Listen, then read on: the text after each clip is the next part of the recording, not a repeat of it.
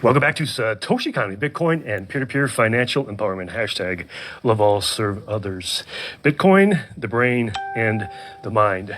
The inspiration I have for just discussing what I'm about to discuss there comes from a quote that I learned about just yesterday. It was attributed to Robert Kiyosaki, and what he said is the brain is for the visible, and the mind is for the invisible. And the reason why that inspired me is just to think about the current market and the current status, all of the FUD, or fear, uncertainty, and doubt that is out there in the market.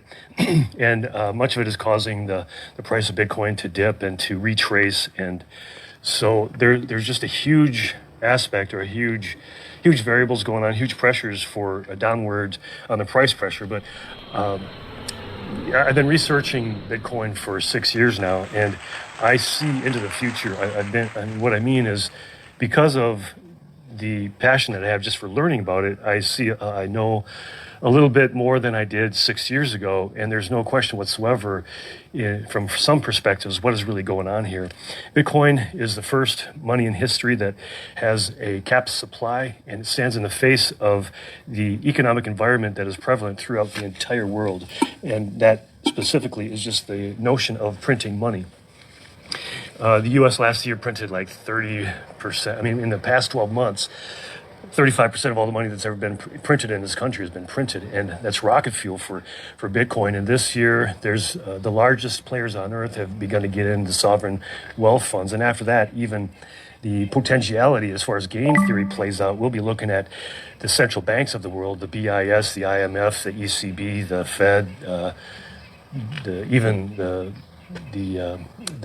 the Chinese central bank, the potentiality of them hedging onto an asset class into their balance sheet, just in case just as a hedge. I mean, it makes sense to do that just for safety's sake. But as far as the game theory plays out, that is for the mind.